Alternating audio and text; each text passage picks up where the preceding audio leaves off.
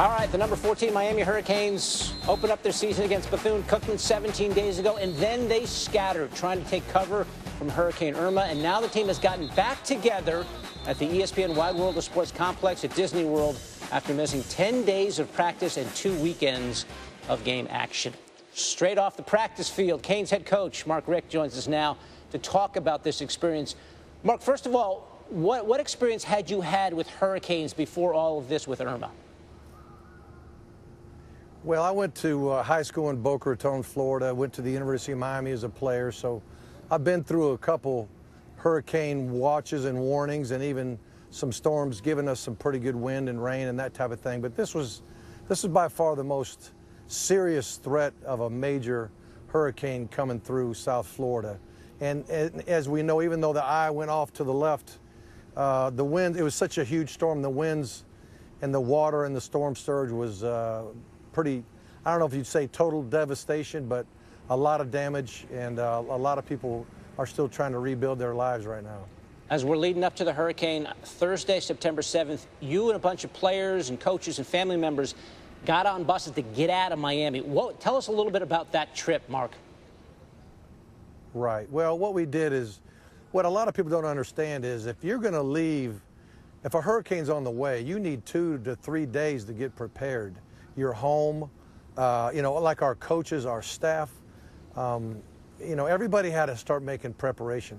Then you got 115 student athletes that are players, and you got probably another 30 that are managers, trainers, and all that. So all these people got to find a place to be safe. So we broke camp relatively quick. We had a team meeting and said, look, everybody's going to find out what's best for them and their family, but every position coach is going to know exactly what you're doing and how you're doing it. And when you get where you get, you got to text us, and when the storm's over, you got to check in. And we had a very good system of doing that, and we were able to keep an eye on everybody. But we gave guys the opportunity to either stay with family, go to Orlando, or just fly away as far as they could to get to family with the guys that were out of state.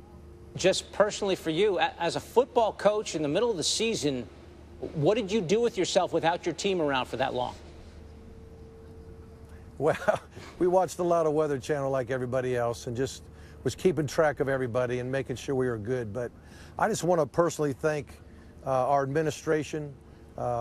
Blake James did a wonderful job. Jen Strawley, my director of football ops, Don Corzine, and then, you know, people like right here where we're at right now, the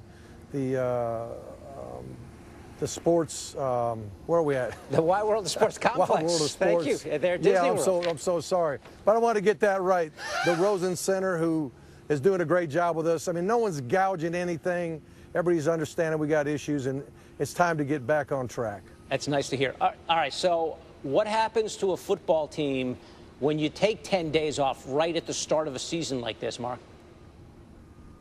Right. Well, it's similar to the end of the season prior to a bowl game. You've got sometimes 2 weeks, 2.5 weeks before you go ahead and practice and play again. And so, you know, my goal was to get our guys back in condition, to give them rest, and to give them nutrition, and get the focus back on football. And to be able to come to Orlando to do that has been fantastic for us. I think we're in a good place right now, and we've built that momentum back. So we'll see on Saturday. We're playing a great team in Toledo, 3-0, and they're ready to shock the world, I'm sure. Hey, Mark, have you been back on campus yet, or back to the school or back to your home down in South Florida? I have not been back at all. My wife is back in our home, and, by the grace of God, we didn't have too much damage. We did get power outages for quite some time. I know there's trees down everywhere, power down almost the entire state, flood damage all over the place, but we did okay personally. And I know our university at first was going to cancel classes for a week, and then when they really started to dig in to see what was up, they canceled classes for another week. And so 2.5 weeks with no school, we certainly had our rough spots on campus. How would you describe this football season so far?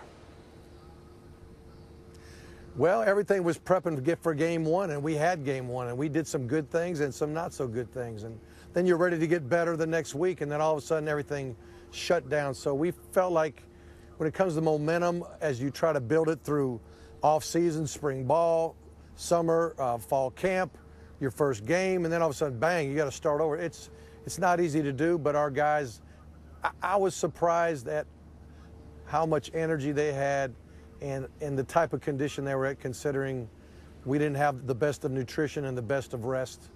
I thought the guys did a good job with the time they had away from us. Highly unusual September for a college football team. Miami back in action Saturday at home against Toledo. Mark Richt joining us today on Coast to Coast. Mark, best of luck to you guys moving forward. All right, thank you.